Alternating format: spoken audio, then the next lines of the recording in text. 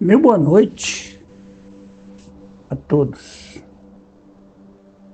Jesus disse que todo pecado tem perdão, menos um.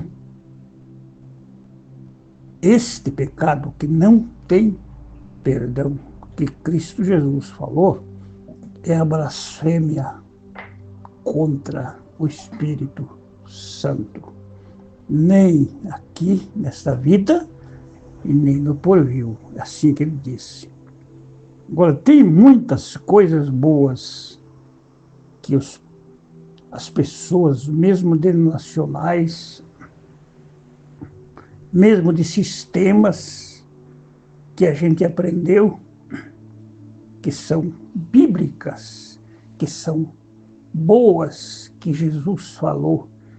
E tudo que Jesus disse e mandou fazer, que nós praticar o que ele mandou, é válido. Agora, o que Deus odeia é injustiça e é mentira. Então, meus preciosos companheiros e amigos, todos que me ouvem nesta noite, quando se vê que Deus está fazendo uma obra, que aquilo é Deus que disse, que Deus mandou, confirmado pelo que Jesus falou, dentro do caráter, dentro da palavra dele, nunca deve ser resistido. Então, eu apoio, nós apoiamos o que Jesus disse, e qualquer um que diz a verdade, o que é verdade é verdade. E o que não é verdade é mentira. Então, a blasfêmia contra o Espírito Santo não é dessa forma que alguém diz. Quando saímos do catolicismo para a Assembleia de Deus, em 1961, 2, 3, por ali, que conhecemos mais um pouco da palavra, aquele povo dizia que nós estávamos blasfemando do Senhor. Mas não é verdade. Quando nós saímos das Assembleias de Deus para alcançar outras coisas melhores da palavra para outro movimento, que a gente fala isso porque teve 62 anos dentro dos movimentos pentecostais, dentro do sistema. Então sempre alguém fala, saiu do meu grupo, morreu, blasfemou. Não é verdade. Você tem que sair do meio das coisas erradas para pegar o certo dentro da palavra de Cristo, dentro do original, dentro daquilo que é verdade. Então, não existe isso. Agora, o apóstolo Paulo, o grande mestre Paulo, porque Paulo era um mestre, Pedro também, os apóstolos todos, mas Paulo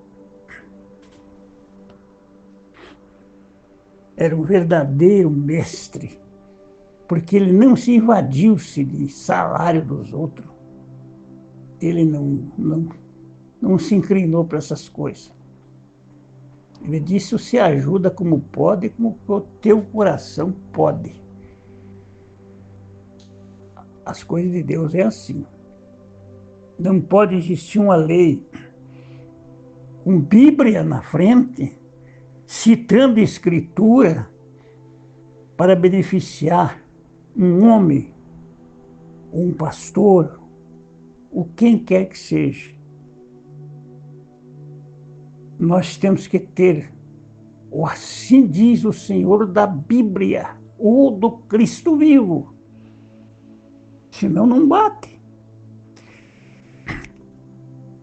Mas Paulo, aos Hebreus 12, a Bíblia original, página 803, Eu quero ler uma leitura que você pode acompanhar na tua Bíblia. Tem algumas diferenças, muito poucas, sobre esses assuntos do capítulo 12 de Hebreus, da Antiga Bíblia,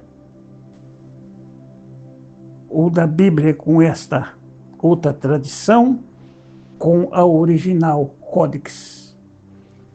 Paulo, o apóstolo de Cristo, ele recomenda: portanto, nós que sempre somos observados por todos,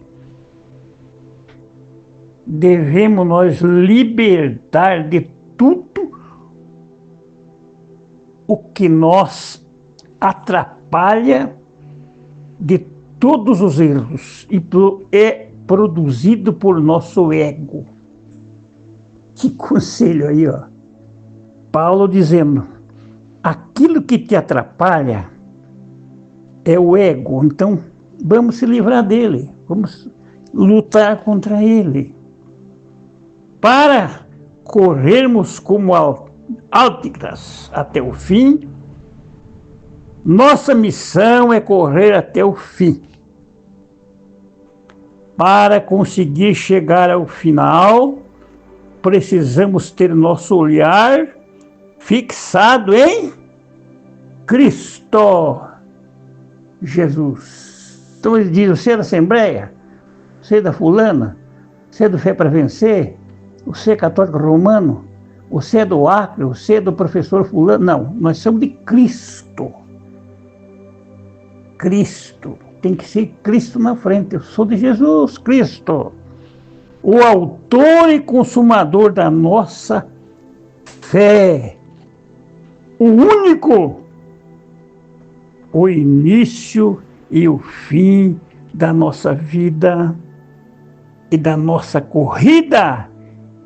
Ele é a largada e a chegada. Tá vendo aí? Que lindo!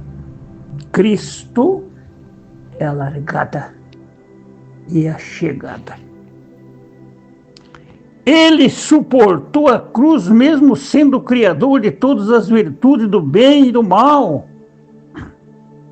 Suportou a cruz, mesmo conhecendo a vergonha, o desprezo, o abandono, a ingratidão, mesmo sendo sensível em tudo. Isso ele venceu. E está metaforicamente à direita do rei, como estará todo vencedor.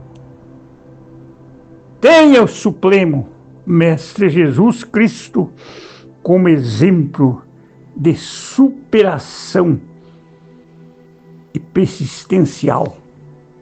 Cristo é o meu exemplo, é o nosso exemplo. Paulo está ensinando: sigam o seu exemplo. O exemplo de Cristo não é eu formar uma igreja e ficar rico e fazer dela uma empresa. O exemplo de Cristo não foi isso. Paulo não ensinou, Pedro não ensinou, nenhum apóstolo. Siga seu exemplo. Assim nunca sentirão cansaço nem desânimo. Você ainda não são mártires. Paulo estava aconselhando aos Hebreus 12. Vocês ainda não são mártires e não sabem o que é ser torturado até a morte pela fé. Veja que morte Paulo morreu. Que culpa tinha Paulo, segundo as histórias, que foi decepado sua cabeça, porque roubou, adulterou, mentiu? Não, senhor, porque falou a verdade. Cristo morreu por quê? Porque falou a verdade. Pedro falou a verdade, diz a história que foi de cabeça para baixo. Então, em Provérbio capítulo 3, versículos 11 e 12, encontramos o seguinte. Desculpa, que eu estou um pouco ainda tossindo. Provérbios 3, 11 e 12, encontramos: meu filho, nunca despreza a exortação do Senhor. Exortação do Senhor. A verdade não pode ofender. Não é assim, com rira no coração. Não pode ofender. Não se magoe com o confronto, porque o confronto não é fácil. As pessoas não entendem a verdade e ficam confrontando as coisas verdadeiras. E no mundo político, a gente vê isso aí, tipificando o espiritual. Por isso, o professor Acre sabe, Deus deu essa sabedoria para ele fazer isso, sobre os movimentos que existem no mundo inteiro, tipificando no espiritual. O Senhor diz a verdade porque Ele ama. Ele disciplina todos os seus filhos. Isso é lindo demais. As dificuldades da vida, assim como os problemas que enfrentamos por sermos cristãos, devem ser vistas como aperfeiçoamento do Senhor. Cada vez que sofremos, o Senhor nos evolui. Está vendo aí? Esse evangelho que não tem sofrimento, só tem regalia. Ah, porque agora eu tenho um carro novo, porque eu tenho que comprar, porque aquilo lá tem, aquilo tem, eu preciso disso. Olha, tudo Deus dá para nós. Pode ter, pode, mas dentro do parâmetro divino, do seu ser, do seu rosto. Certo? Cada vez que sofremos, o Senhor nos evolui. Assim que o Criador interfere. Ah, não há interferência? Sim, mas é assim que interfere. Está aqui escrito. Todo pai de verdade disciplina seus filhos. O Criador nos disciplina assim ao sofrimento. Então, quando alguém sofre, talvez seja por que a fé dele tem que aumentar no sofrimento. Nós deveríamos ficar orando, pedindo a Deus, por exemplo, nosso sentimento por aquele que sofre. Às vezes nós acusamos, pecou, está em pecado. Como fizeram os amigos de Jó, está em pecado. É o pecado. Mas nem tanto esclareceu Jó ainda orar por eles, pelos seus amigos que o acusavam. O próprio crivo da vida é a disciplina do Senhor. Entenda. Quem não sofre como mestre, quem não sofre conflito, mas vive no conforto, está vendo aí? Ser um dirigente, ser um obreiro, ser esse e aquilo, porque pensa em conforto aqui na terra. Não é o conforto de Cristo, não é o que Deus nos ensina, Jesus ensinou. Dá uma olhada quem era Paulo. Olha o sofrimento dele aí, lê as cartas dele, lê as cartas de Pedro, lê quem eles eram quando foram cheios do Espírito Santo, lá em Atos 2. Tinha as coisas, mas não tinha nenhum necessitado no meio deles, diz ali. o que eles tinham. Eles se uniam e traziam os pés de Pedro. E Pedro não era rico. Quem trazia os pés de Pedro não era para apanhar no banco lá e ficar lá cheio de ouro. E os outros irmãos sofrendo. Não, senhor. Ele disse, eu não tenho prata e não tenho ouro. Quando ele chegou a pedir a cura daquele aleijado lá na Porta Formosa. Não tenho prata e não tenho ouro.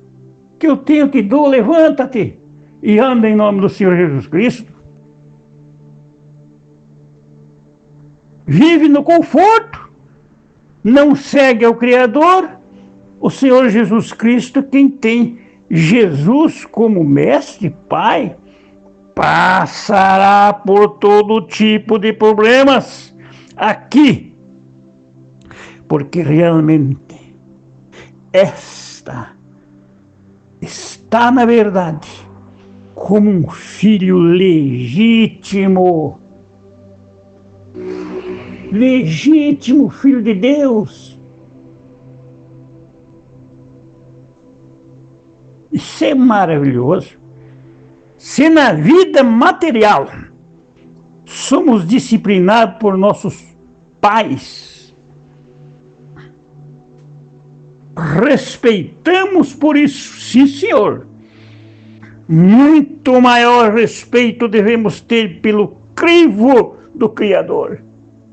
Ele é o Pai de todos os espíritos.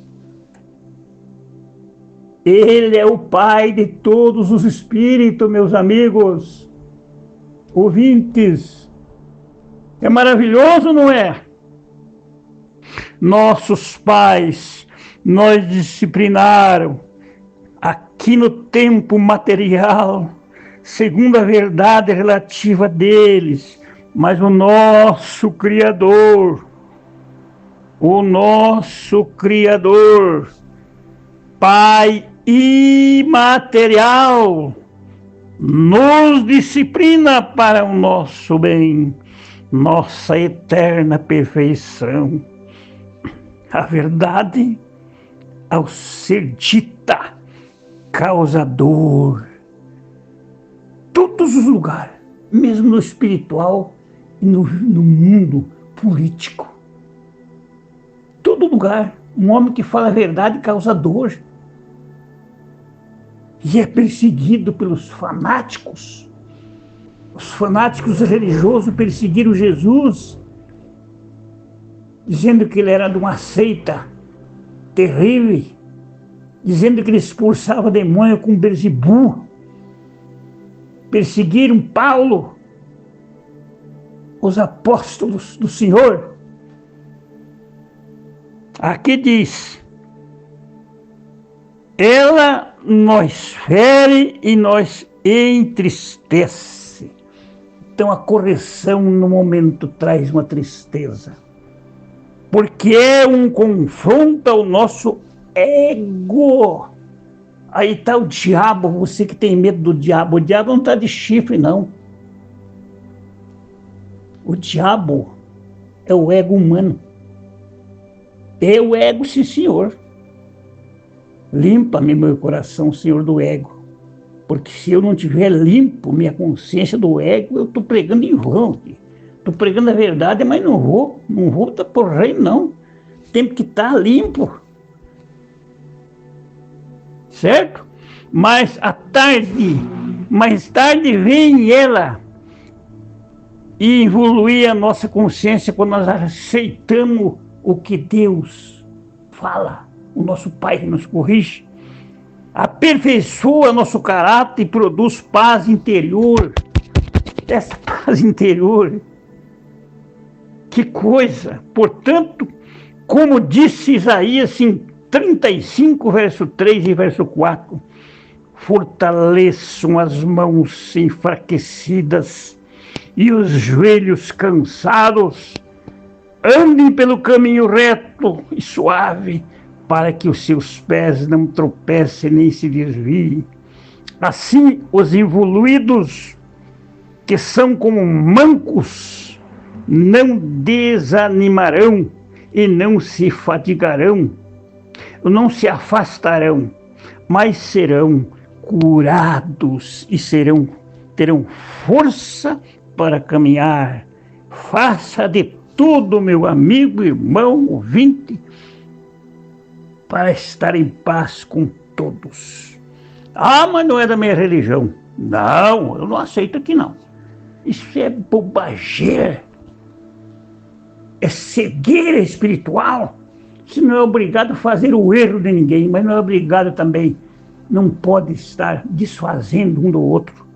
Sem qualquer mágoa ou conflito, assim vocês serão perfeitos.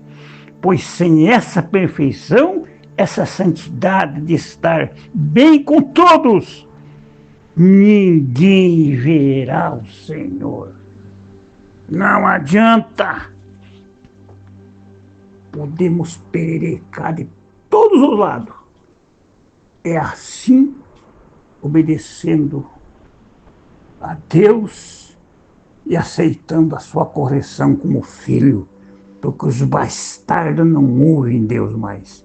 Eles são predestinados a não ouvir, como disse Pedro na segunda carta. Senhor, completa esta palavra a todos que me ouvem nesta noite. Até uma outra ocasião. Boa noite, boa noite, boa noite.